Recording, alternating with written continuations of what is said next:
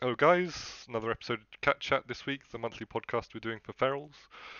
This week we're joined by Knight, as a special guest, and of course Xanzara from last time. Hello. Hello. So last time we talked about 7.3 and the changes from that and what we thought about them, so this time we're going to talk about Battle for Azeroth, the changes we've had so far and our hopes for future changes. So going through the list of the current changes, obviously we've had Elun's Guidance removed and replaced with Feral Frenzy. Thank God. I've seen a lot of people comparing it to Ashmane's Frenzy, which I mean, I guess is because it's called Frenzy and it works similarly to Ashmane's Frenzy, I guess. But I don't think it's really fair to compare it against our artifact. Yeah, it's definitely a lot weaker. It has its similarities, like you said, but I think it has its differences as well. That's for sure. comparing it to EG is a better idea. And I think in terms of comparing to EG, I think it's a vast improvement on EG's design. Yeah, I mean, it justifies the global cooldown, right? Yeah, we talked last time about the problems we had with EG's design. And obviously this addresses a fair few of them. I mean, the damage isn't light either. So It's okay damage. Like the strange part about this talent, as is on the beta, like I'm not sure when you're supposed to pick it, right? Like I mean, obviously there is that case where you have to make a hard swap every 45 seconds, sure, but let's be real, that doesn't happen very often. So I mean, if that's the only niche, then I mean, I'm not sure how much we're gonna use it, which is similar to EG, right? 45 I mean, seconds this is a bit of an infinitely awkward better. timer as well. Yeah. Like it tends not to line up with things. I guess you get 1 minute 30 lineups, but even then, that's not that uncommon. So I think a lot of the time, if you're wanting to save something, you'd end up holding it for a while, which is a little awkward. You'd end up holding either Tiger's Fury or Feral Frenzy. Yeah, that's the other thing. I guess it doesn't line up. Or with both. I guess it lines up with every third Tiger's Fury, but yeah, I know it's a bit awkward. We can talk about that later in regards to changes and things. Obviously, Displacer is gone, and it's been replaced with Tiger's Dash, which is a bit of a controversial subject. Cough, hippo, cough. Personally, I am pro Tiger's Dash. I've used it in raid testing, and so far, I think it's quite nice. Like the fact that it does replace Dash altogether is a big opportunity cost.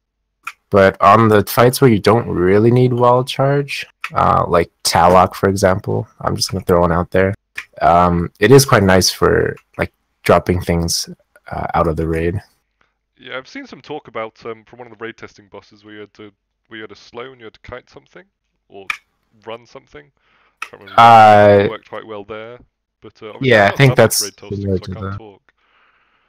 Yeah, that's kind of the scenario I was talking about. You get like a debuff on you that slows you, and a bunch of other people have it too. Plus, you also drop some puddles on the ground as another debuff, so you want to kind of stack those together. And if you're like far away for some reason, you can easily reposition with Tiger's Dash.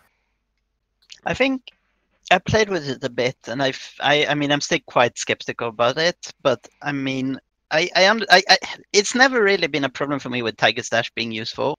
Like I think it is probably better than Displacer a lot of the time in terms of if you only need it once and you ignore the cooldowns and stuff like that. I think it is a lot of the time probably similar to Displacer. For Boomkins or Resto, like obviously it's different because you have to enter cat form and stuff. But for us, where use this doesn't matter that much, and you can stay in cat form. I think it's quite a good ability. But I mean, yeah, replacing Dash doesn't make sense to me. Like it still doesn't make sense to me at all. It seems so strange. It doesn't make sense in the context of the other talents on that row. Exactly, like it doesn't. It seems so strange that like Wild Charge somehow doesn't have to pay that cost, but this does. Yeah. And also the fact that Wild Charge is 15 versus 45 on this already, to me, like for me, I mean, I have always rated Wild Charge really highly, so bear that in mind, I guess. But like with that, I just think I don't necessarily want to not have 15-second charge.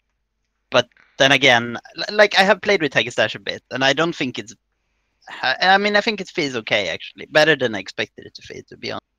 Yeah, obviously I've only got beta recently, so I played around some with it, but I haven't done a whole lot of content with it.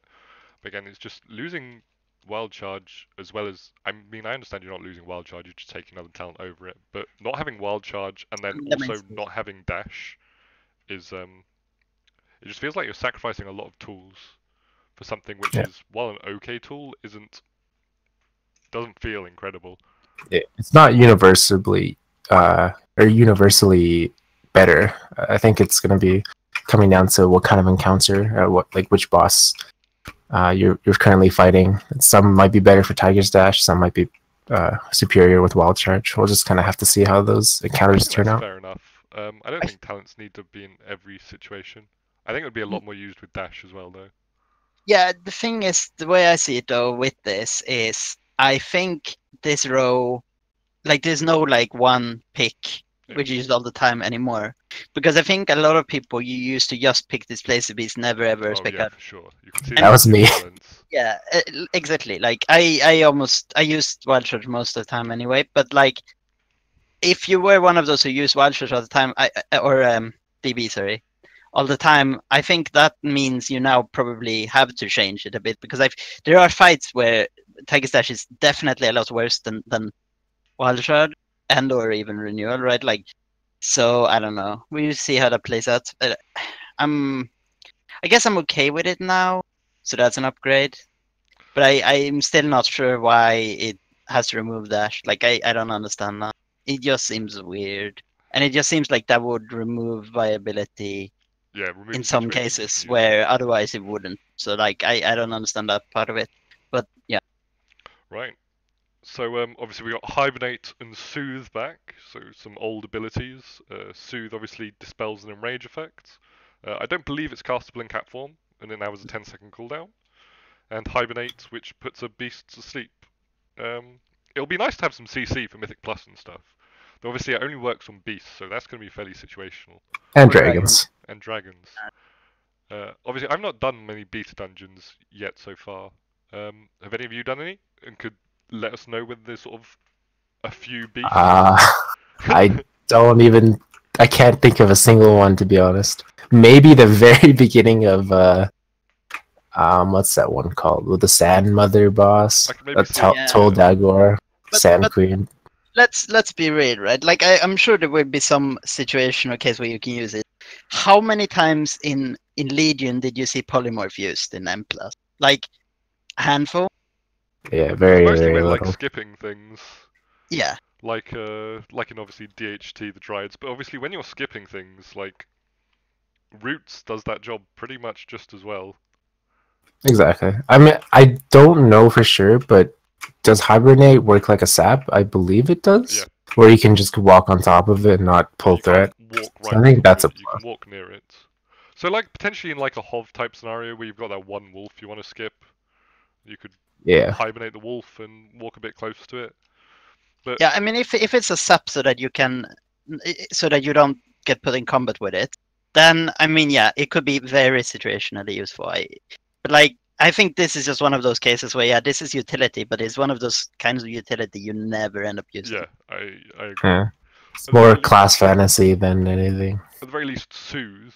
It seems like there've been a few trash mobs and various things which have enrage. So that'll be we're back to what, I guess. The first thing I think of is the beginning pulls of Underrot, where they have a stacking in rage. Well, So unless your tank is kiting, which is probably what's going to happen in high keys anyway, but you could always dispel that. It does have a 10-second cooldown though, like you said, which is kind of curbs the power back a little bit. You can't just spam it as like say a Resto Druid or something, because it does take you out of form. I think before Legion in most raids there were like at least some kind of enrage mechanic.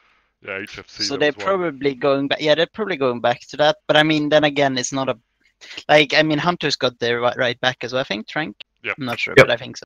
Yeah. So I mean, it's probably not going to be any particularly interesting utility for us, considering how high opportunity cost swapping form is anyway. Yeah. But I mean, it's okay, I guess. Like it would probably be useful. Like it would be way more useful than Hibernate, I'm sure. Yeah, at least we can see scenarios where that's likely to be used. Obviously, the big change, of the changes Feral has gotten so far, Hasted Bleeds. I'm not sure there's much we can say about that. Obviously, leads are hasted now. I don't think it's going to have a huge impact on our gameplay. It might have a decent impact on stats. In fact, it almost definitely will. But it's nice to have gotten rid of that sort of bugbear we've had over the last few expansions where haste and mastery scale awkwardly against each other. Yeah, if you compare it live, it means mastery is good.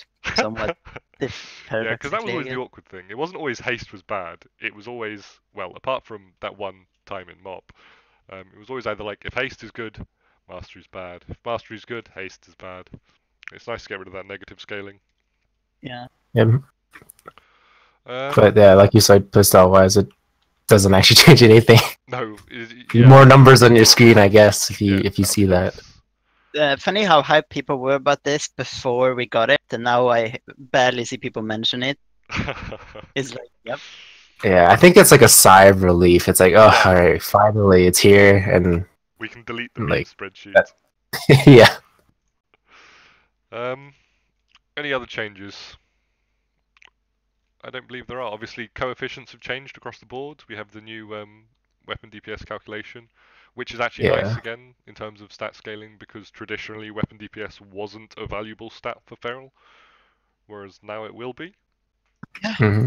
Which and auto attacks now are also much larger portion of your damage. Yeah, looking at logs, it seems to be around 20%. I think that will go down slightly when people are playing like optimally.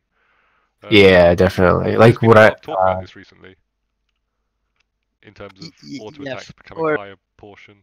like for Feral, I don't think it would be that big actually. Like, yeah, 20%. I think that's the very top end. Yeah, For me, it's more like 15%. I mean, I yeah, think, looking at but EN even logs. so, yeah. I mean, this isn't that straight. Like, yeah, compared to Legion, this is pretty high for us. Like, I would say some classes are really, really high. Like, Fury Warriors so are obviously very that's DK. yeah. That's for them. That might be a big change. But like for us in Warlords, I like to think that it was like around this at the start of Warlords too. Like we were pretty high on auto attack damage. I can't remember the start of Warlords. I know at the start of EN it was around 13%, which isn't even far off where it is now. So Yeah, just looking at some of my testing from earlier this week, it's about 18 to 21 ish, it was your hovering logs I around the was 20. looking at. Okay.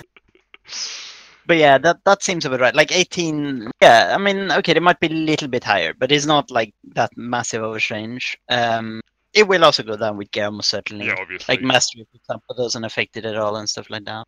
And as we get Azurite traits, etc., etc., etc. yeah, and I mean, it's one of those things where, for example, this isn't well known, but it was actually not buffed for fair. Like, yeah, Catform now says on the tooltip that it increases auto attack damage by 40%, but actually on live it increases it by 100%. It's just not mentioned anywhere.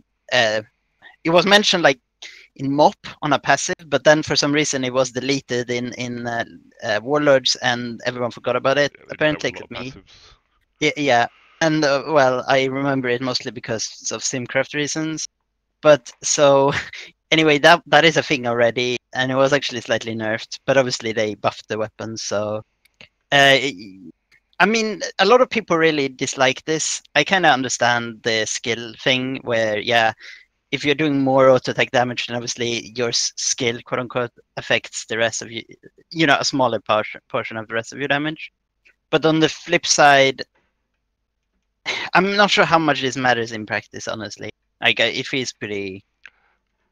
Yeah. Yeah, it doesn't really matter in terms of example, like, you know, say the 100 percentile parse is you need like this much skill. Like you're still gonna need that much skill to get the Yeah, like exactly. 99 and 100 percentile parses. Like that's not gonna change.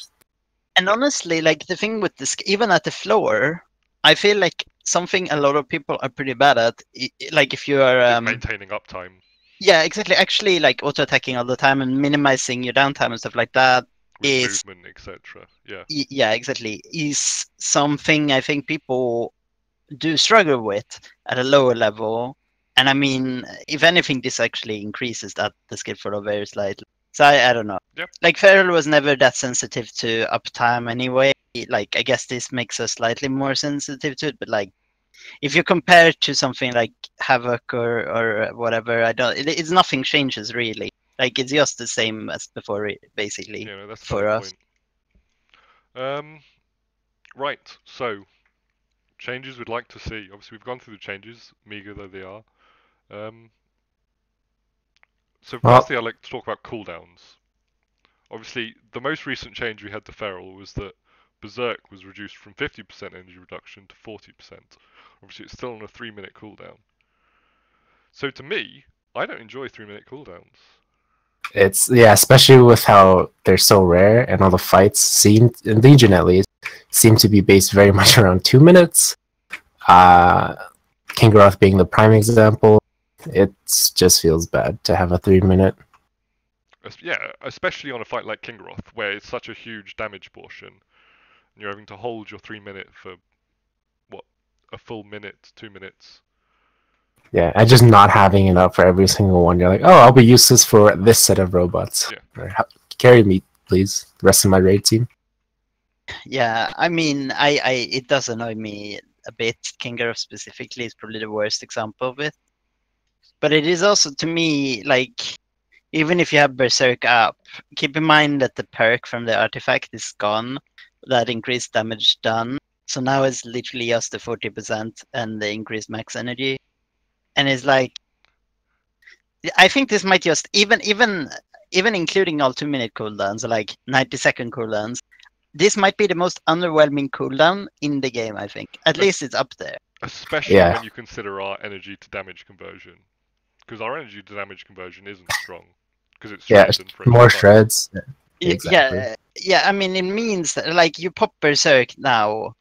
Well, I mean, it depends a bit on your build, but it basically means, like, oh, you get to do 1 free ferocious bite at the end of it. Like, yay!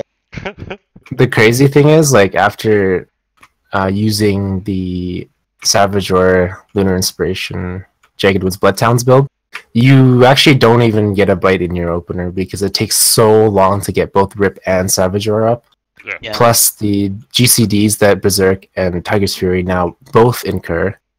You can't even bite in your opener anymore, which is questionable, but okay, I guess. Yeah, I really think Berserk needs a redesign. It's a 3-minute cooldown. It's not particularly strong for a 3-minute cooldown. I mean, it's not strong for a cooldown at most levels anyway. I really think that needs a look at. And surprisingly enough, the nerf from 50 to 40% reduction in energy cost made it so I actually was like starving for energy during Berserk if you use it like too low, which was really rare before, but I think you need to be above like 50 or 60 now or something to not just energy starve yourself during it. Obviously, it doesn't matter too much if you do energy starve because you don't get bonus damage in it anyway. Yeah, I guess that is true. It feels so miserable also to press Berserk and Tiger's Fury and wait like 2 seconds and then you can just, like, I don't understand that at all. I mean, I guess we will get into that. Obviously, we'll get into Tiger's Fury and GCD a bit later. Yeah. But Berserk just feels so extremely underwhelming. It's kind of important, I think, in the opener, because if you don't have that, like, it takes actually an eternity to get all the shit up. Like, if you don't have a lot of crit as well, which we won't have at the start of this expansion, like, I've had openers on beta where you go shred 5 times. Like, yeah, okay, this is amazing. Yeah, that's the worst. It's actually quite common, which is like just terrible to think about. Yeah, it's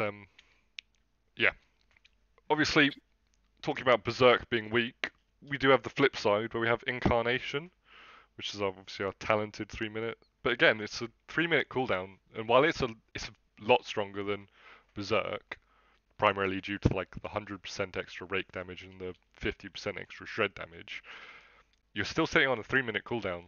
And especially in today's world with like Mythic Plus being relatively important, 3-minute cooldowns, particularly in dungeons, are particularly awkward. Because obviously you want to use them on the big pack, and the bonuses from Berserk you get are more valuable in BFA now, because tab raking is a viable source of AoE. But it just feels awful to hold that 3-minute cooldown for that big pack, and then potentially you don't have it for a boss, and your damage is much worse. Yeah, I think that is the bigger issue. Is, you know, you can use it for a pack and it'd be great, but not having it for a boss is like the worst thing, because like Zan was saying earlier, it takes an eternity to get everything going if you don't have it up. Yeah, it's really bad. Like it's really, really bad. The openness speed. It's not necessarily that. It's not the ramp up thing people keep complaining about. Like, yeah, okay, sure, ramp up, but it isn't that our overall damage output is super slow to ramp. It's just the fact that it feels so fucking slow. It's like a pacing problem. It just feels horrible. That's really the big thing. But Again, yeah, going like back to Feral Frenzy, we have a tool to make it perfect, but it's just not.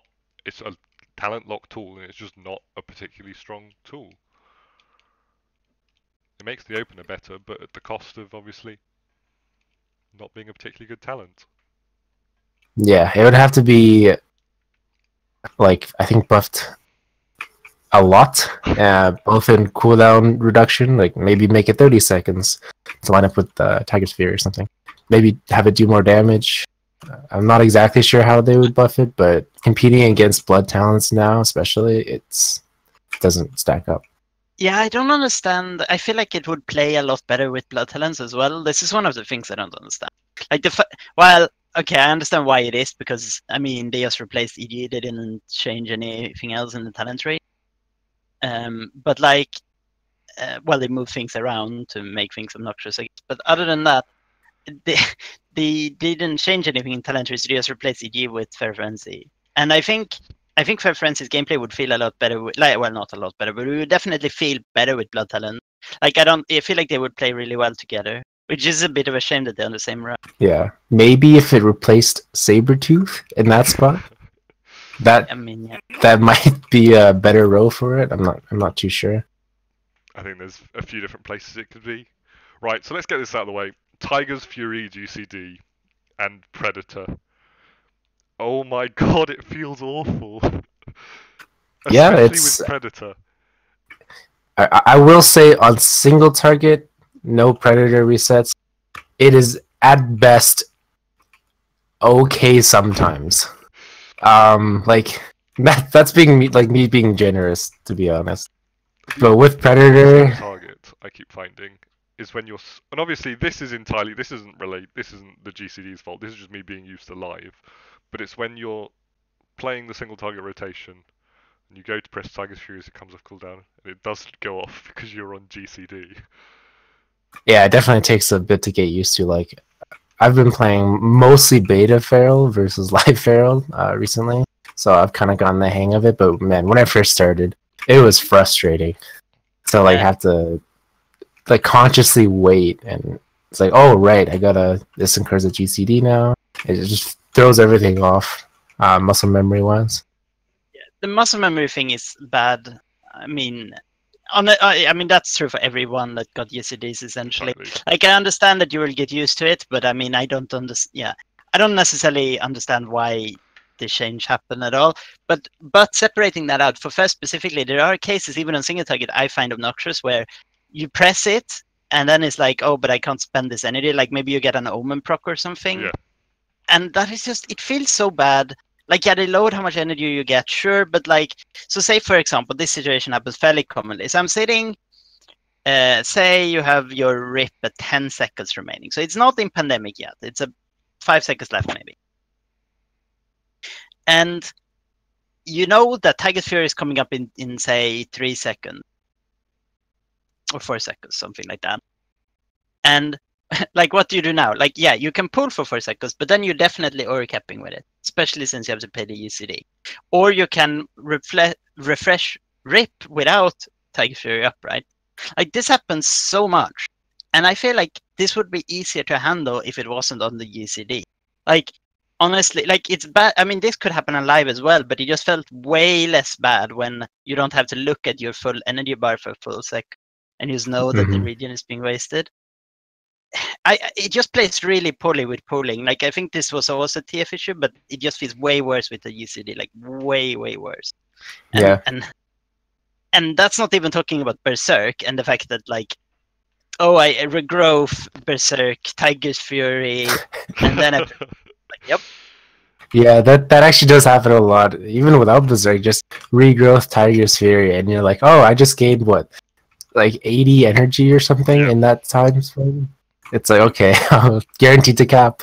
Obviously, you mentioned Zan, I'd forgotten about that actually. The change where they reduced the energy Tiger's Fury gained by 10 in order to compensate for the GCD. It seems so perverse to me that in order to compensate for putting it on the GCD, they had to remove the energy you gained. Like I think I don't understand the mental gymnastics there. I actually made I made a meme about that in Feral once, and they actually did it. But like clearly they see the issue with it, right? Because you gain energy with it, you gain resource. So they're like, oh, well, that's an issue because it's on GCD. But instead of taking the more logical route of taking it off GCD, like they did with Symbols of Death, by the way. And they, by the way, did initially, they just put Berserk on it, not Tiger's Fury. So they changed Tiger's Fury GCD later, like 2 patches later. Yeah. So yeah. But yeah, I think another big thing is they recently took Symbols of Death off, and hey, look, that gives energy to rogues. Like, why would you not do that? Like, it just almost the same boggles my mind. Almost the same ability. Like, honestly, yeah. It's weaker than Tiger's Fury, which actually made the problem less bad for sub, in my opinion. Like, I play sub obviously as well, and I felt that it was weird that it was on the ECD, but you could always do it. Like, most of the time, honestly, you used it before you did your like dance and if you have DFA combo anyway. As well. Yeah, it still is. I mean, if that had changed, yeah. So like for me, it was like, okay, yeah, I think this feels strange, but like to me, that was never as bad as Tiger's Fury is, right? Yep, I totally agree. Because I also played sub as well for Tiger's Fury is Predator. It's just when you're AoEing or when there's multiple mobs dying or when you're questing, you're getting Predator procs, and it makes it feel bad to use Predator procs. Yep, I mean that's kind of the end of the story there. It feels terrible to use Predator.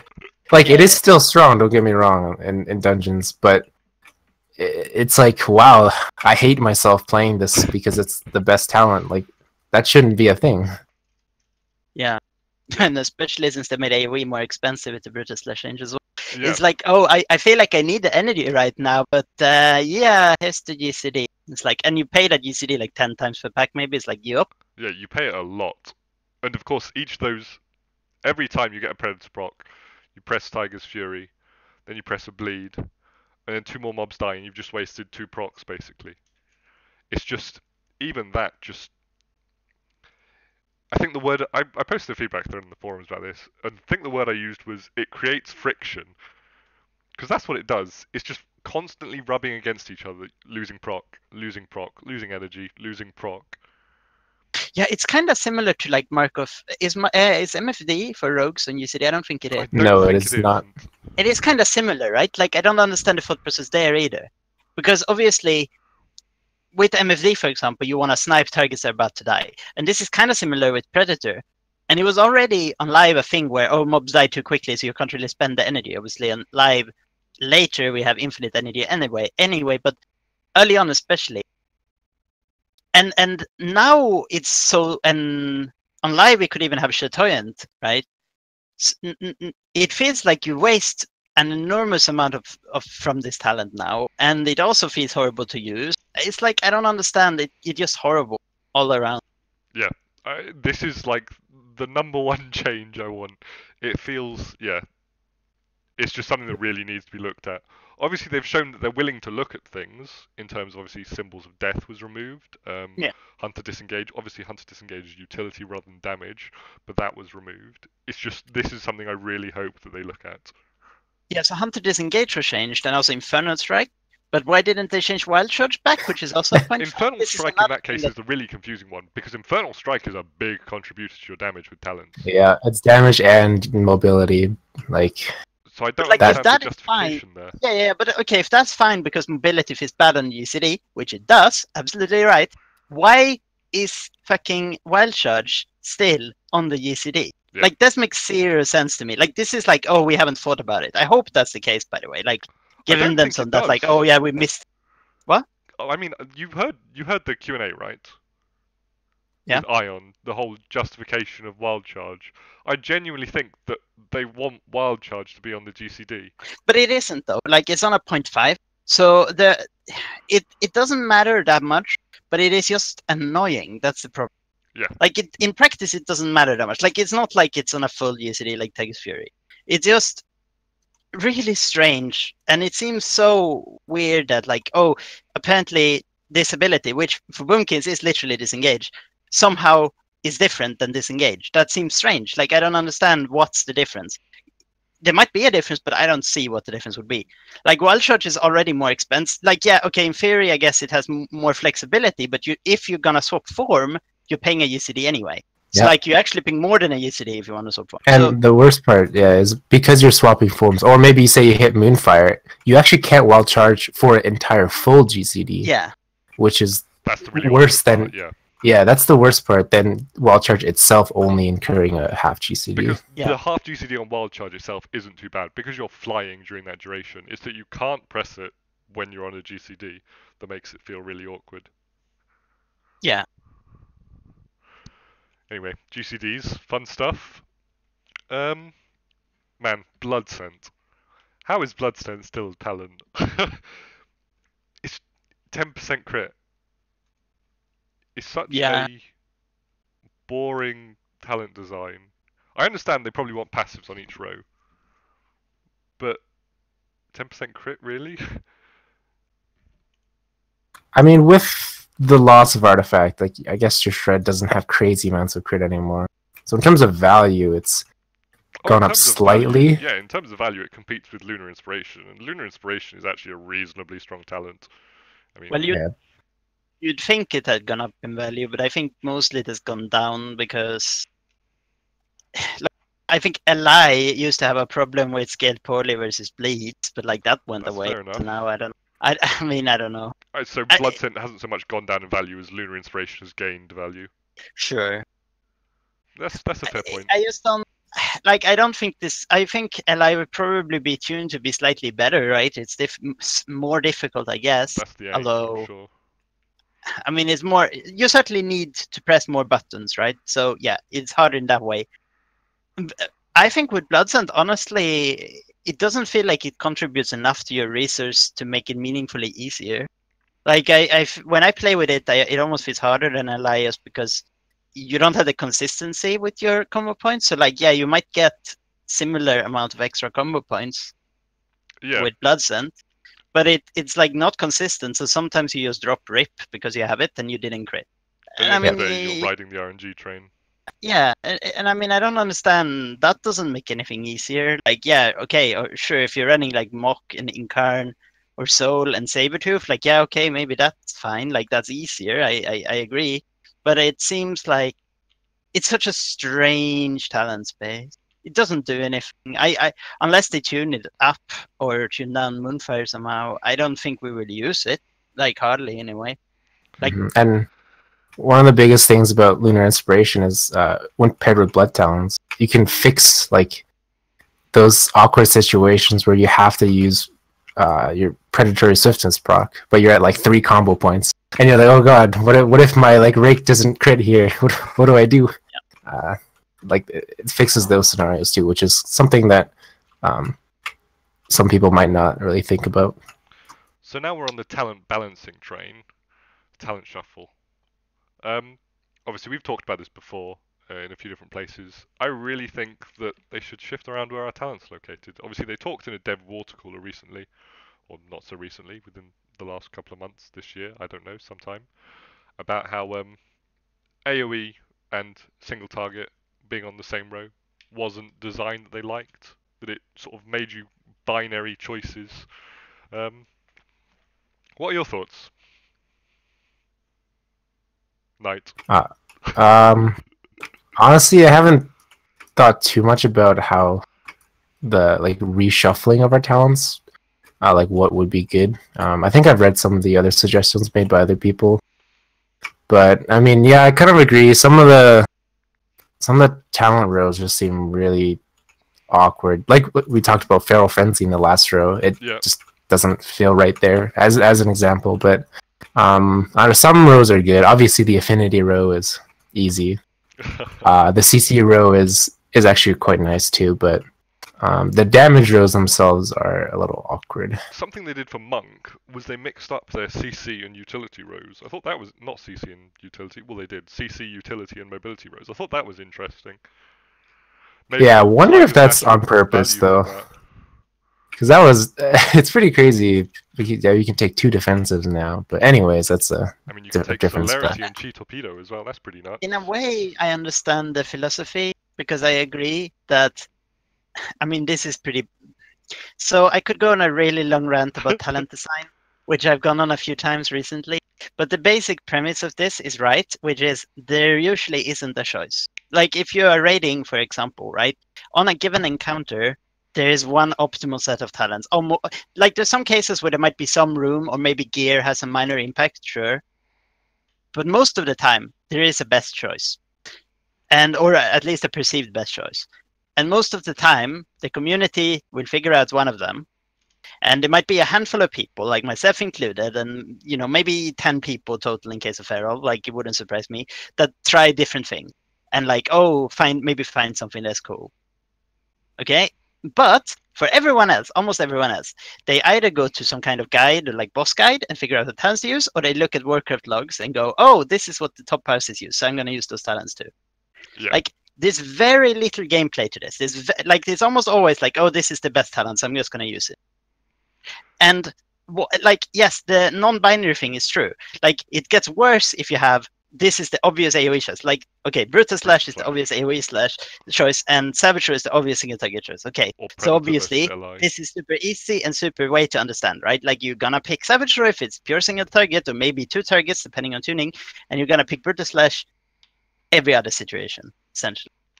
Like, that is, yeah, there's no gameplay to that. There's no personal choice. There's no customization, whatever. Like, if those are the goals of talents, then it doesn't do that. Yeah.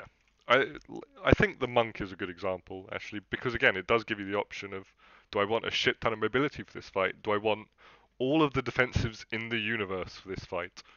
I think shuffling rows like that should be positive. And I do think, for instance, putting AoE on the same row would be interesting. Like Varamathras, for example. If Predator and Brutal Slash competed, what would you choose? One of them funnels your single target, one of them funnels your AoE. I mean, I think that would provide more of an interesting choice, and potentially actually a choice, versus now when basically you just take Predator and Brutal Slash because it's better. I mean, maybe, but the thing is, so I agree that would be a harder decision right now. Like, you would look at an encounter and you would be, yeah, but the thing is, right? So, yes, and not just at the end of the day, the problem is it would be an interesting choice for the first people doing a fight, right? So before there's a lot of logs, for example, or if you're progressing in that environment and you like experimenting, yeah, it's probably good for you. I agree. And I mean, if you're interested in theorycrafting, yeah, sure, it's probably decent for you too if you like this, right? Because you can figure out different things and you can like, okay, this and this many mobs or whatever, right? You can set up simulations. You can do all kinds of things to figure out which one of them are best. But for everyone that is not interested in doing this, is there really a choice there? Or will you realistically go to Warcraft logs and look at the ranks and see like, oh, well, the top 5 pharaohs are all using Brutal Slash here, right? Well, that's probably the better choice then, right? And then you're going to use that and you're not going to choose anyway. I mean, that's a fair point. I do think there's something to be said about, for instance, raid comps. Like, maybe your raid comp didn't have a whole... Maybe Predator turned out to be the better choice because it funneled your single target to ridiculous levels. Sure. But for your raid comp, you didn't have a whole lot of AoE, so Brutal Slash ended up being a better option. I understand the point you're getting from. Like, at the end of the day, there's a best choice. Yeah, and I mean, obviously, I agree. I also understand that the follow from that is, oh, well, some of the highest ranked might just be padding. Like, yeah. I understand these points, right? That is true. But the overall point is, I'm not sure how many people would experiment with this anyway. Like, I'm not sure that many people would be thinking, okay, can I help my raid comp more by speccing this that is suboptimal on logs, for example? Like, how many people, even if it was possible to build a good incarnation build in EN, for example, which I mean, most people listening to this probably don't understand because hardly anyone did it. But there was like a few people doing it, and they even got pretty high ranks. Like, even if that would have been better for you on some fight, because it would have lined up better, it would have had more burst on Croesus or whatever, right? how many people actually did that? Like, I think it's like There a were very handful of few. people. Yeah, Tradu was the big one with Incarnation and Nighthole, obviously. I think Tradu had rank 1 on Crotus at one point with I think Incarnation.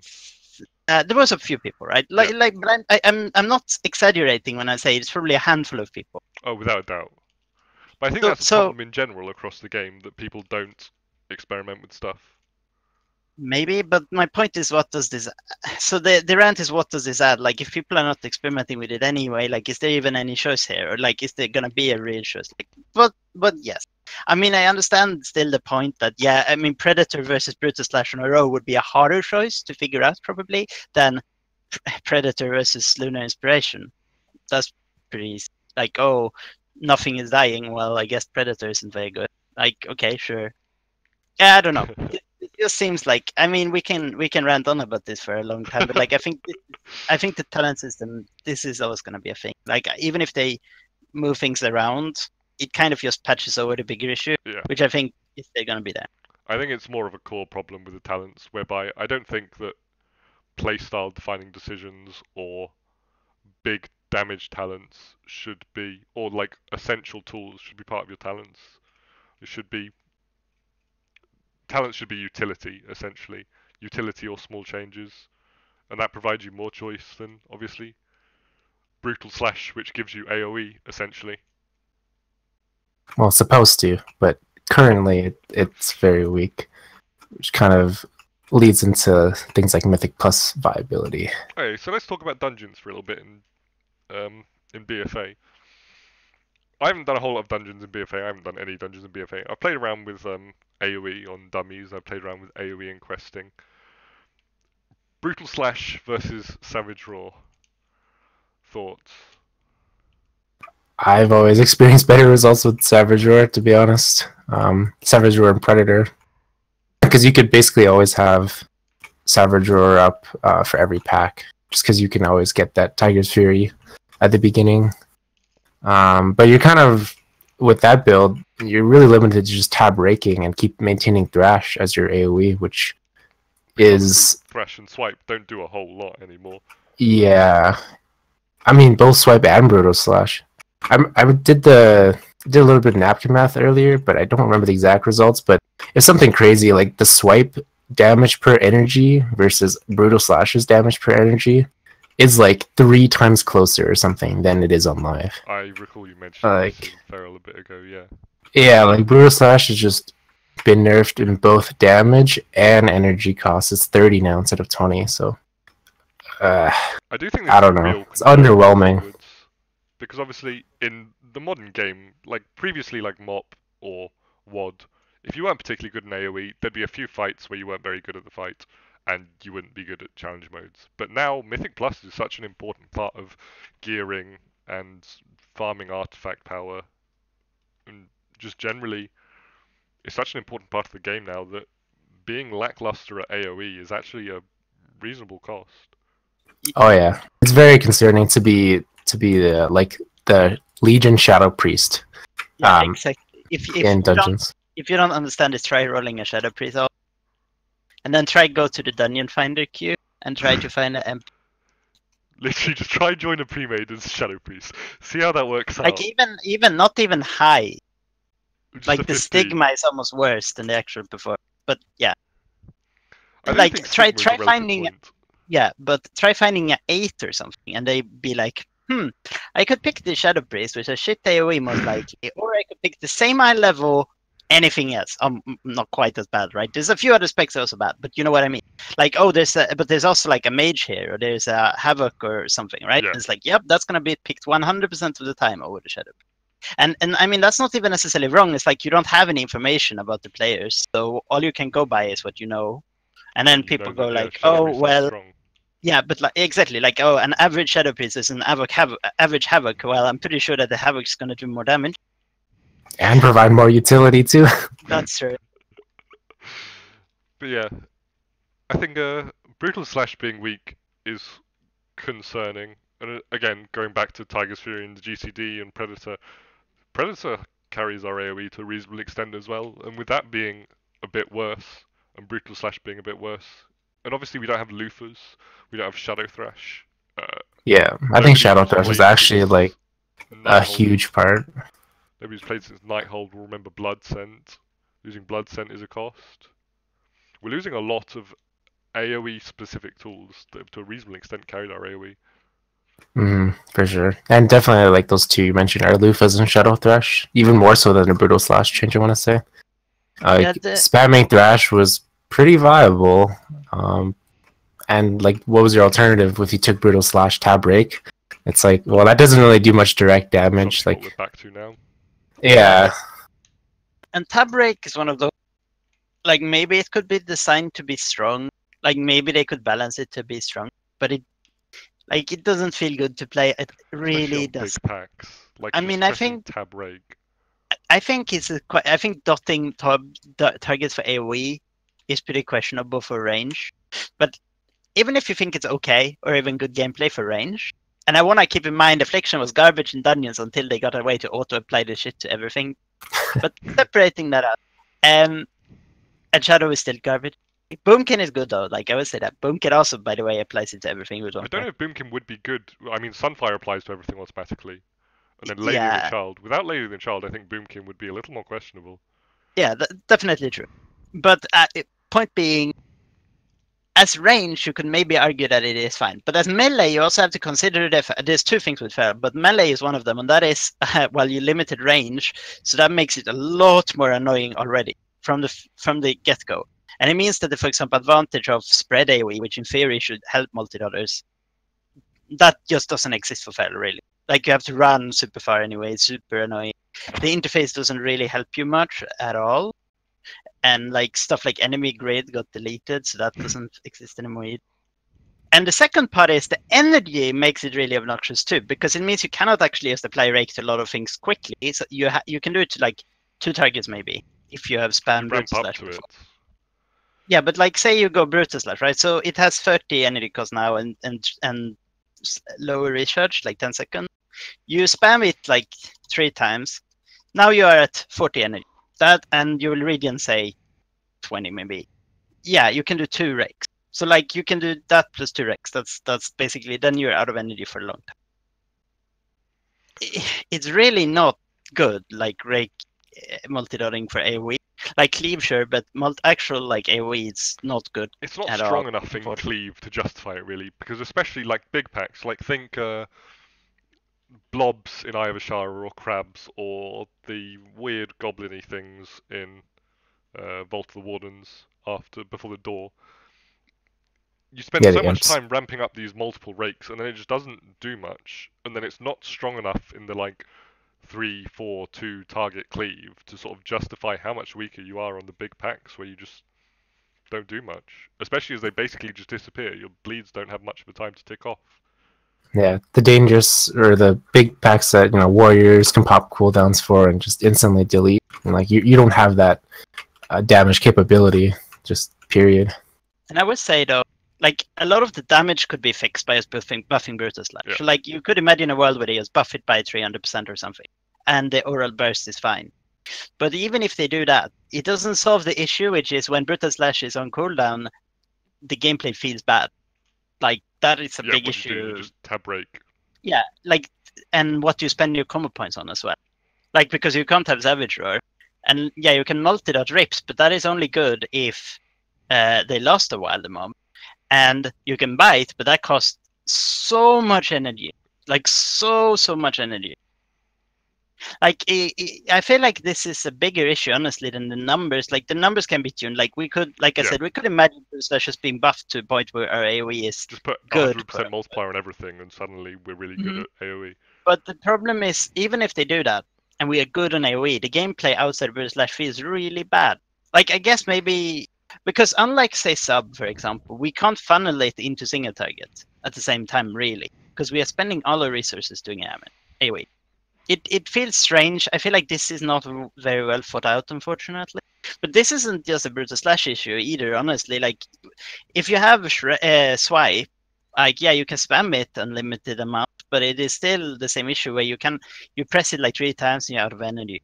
It's like, well, I guess I can use a finisher here, but what am I gonna spend it on? Like, am I gonna spend it on a rip multi? Like, I guess, but the mobs are gonna die in 5 seconds, so that's not very good. I don't know. This is just. I feel like this was a problem in Legion as well. You just ignored it because you had so much energy that you just kept ignoring your combo points and spam trash. And it's like, yep, Oh that yeah, could work, I entirely. guess. But like it still didn't feel that great, honestly. Yeah, there's got to be some major changes to kind of fix the overlying problem. Yeah. And then if the mechanics are there, then tuning can be done. But yeah, I agree with you that they're just not there completely, which is kind of worrisome for Mythic Plus. If you're the main feral and you say you wanted to push high keys, well, sorry, better reroll to Windwalker or something. Hey, no flame.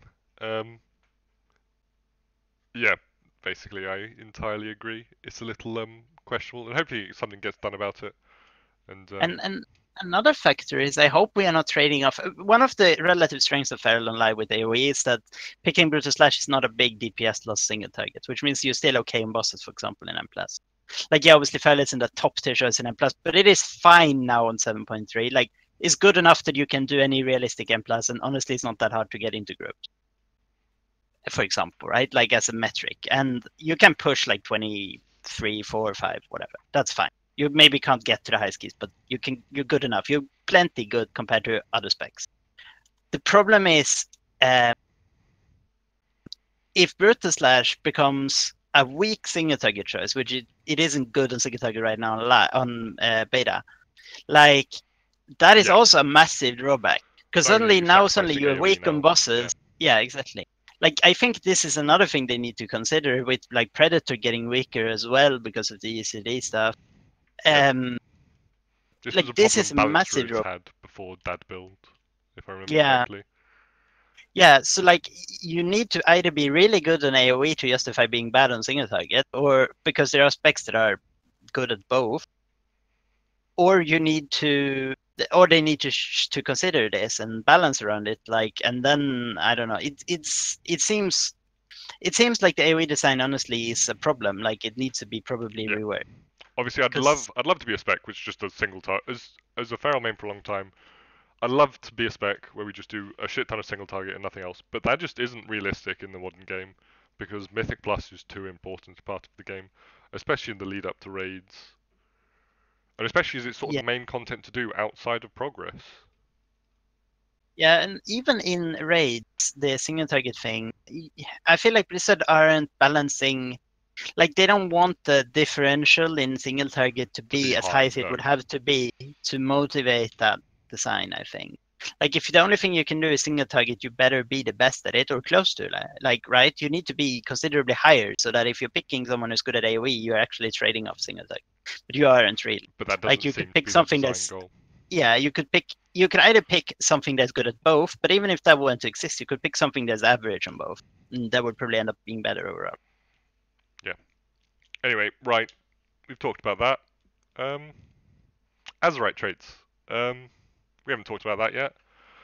See, I think, obviously, I think a lot of people have been over-expecting from Azerite traits, sort of talking about how it's going to fix everything and yada yada yada. I don't think it's going to do that, but I think as a replacement for set bonuses, what we've seen so far doesn't look too bad. Yeah, strictly as a replacement for tier set bonuses, I think they're pretty good. They're fine. They should not be the reason your spec can play properly though. A, because it's RNG what traits you can get, and B, like you can only get certain amount of them anyway. I don't think it looks RNG at the moment, but I think at the end of the day, when we get to raids, it's not going to be RNG because they scale with eye level and they can't Titan Forge or Warforge. So dungeon drops are going to be weak because obviously they're lower eye level unless you get them from the weekly chest, which we don't even know if is following over. I assume it is, but we don't know yet. So at the end of the day, I think you're going to be using the raid, or the vast majority of people are going to be using the raid Azerite traits, and the traits on them are fixed. Oh, okay, I see what you mean, yeah.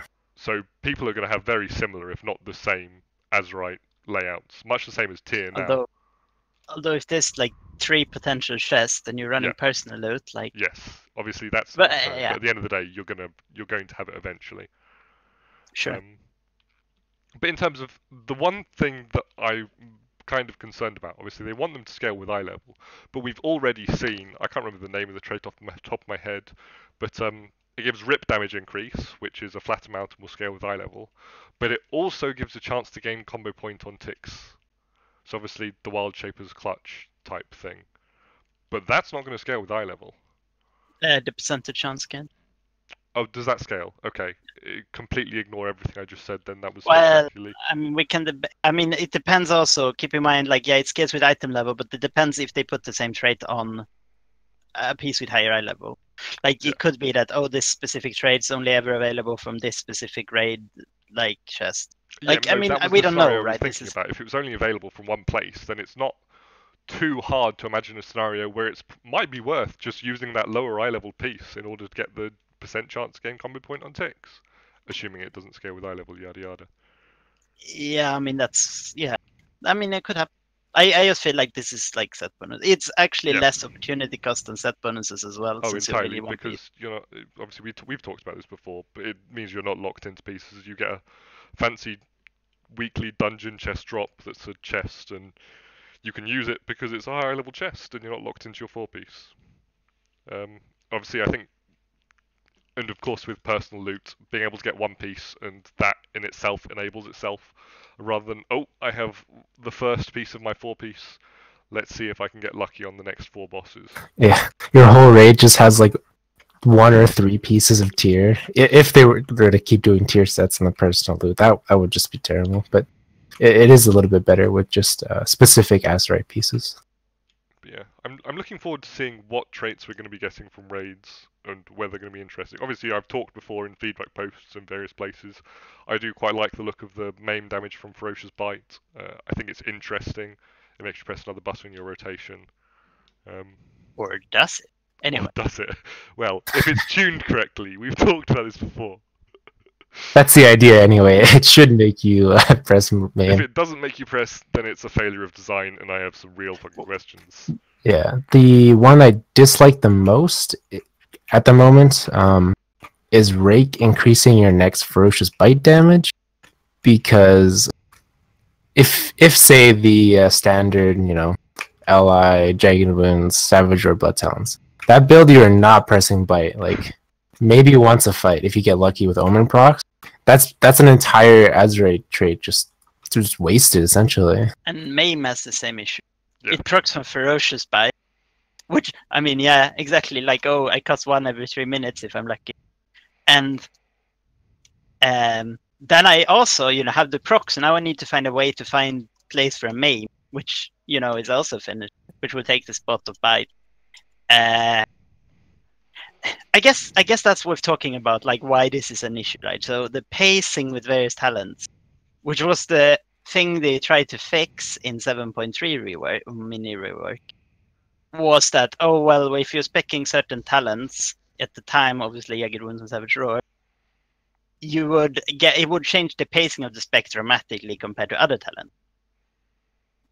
That is a thing again. Like, it's basically as bad or worse in terms of how much different talent changes the pacing in BFA as it ever was in Legion, I think. Certainly as bad, might be worse, because they have removed a lot of free resources, and the stat scaling thing is awesome. To me, at least, it feels like you have less stats overall. We'll see if they change that, but like that's how it feels at least. Yeah, I definitely agree with that. It feels like the pacing between that build we have talked about mostly, the Ally, Jagged Wounds, Savage or Blood Talents build, which we presume will be the best, because it is the hardest one to execute probably. It's certainly the most like single target oriented one. You like that build is really tight. Like, it's really tight, maintaining Savage and Rip all the time. And this is why we talk about jokingly about biting. Like, you barely ever do it in a build. Like, very, very rarely. Like, if you have Berserk, and you get like a clear casting proc or 2, like, yeah, maybe you can get it. But most of the time when you bite, it just means that, oh, well, now I lose 5, 6, 7 seconds of rip up time. And that makes it very questionable value, obviously. Not to mention it feels bad to drop your stuff. Yeah. Yep. And the difference if you're running like worst case, so you're running Blood Sense, Soul of the Forest, Sabertooth, Moment of Clarity, which is another viable, well, not viable, but like it's possible It's to an pick those talents. option. Yeah, like suddenly it's completely different. Like you're just spamming things, you're just spamming Bite all the time, literally, because you don't have any other finisher, because you only play Rip One, and it's like the pacing between these two is so massively different. To go back to that dev water cooler I mentioned earlier, that was actually something that was mentioned in the dev water cooler. How they didn't like how different talents, how the pacing could vary so much between different talents. Um, so I think that's another point in sort of in regards to that, in that that's potentially not something they like or something they want. I mean, that was the reason supposedly why Feller was reworked in 7.3.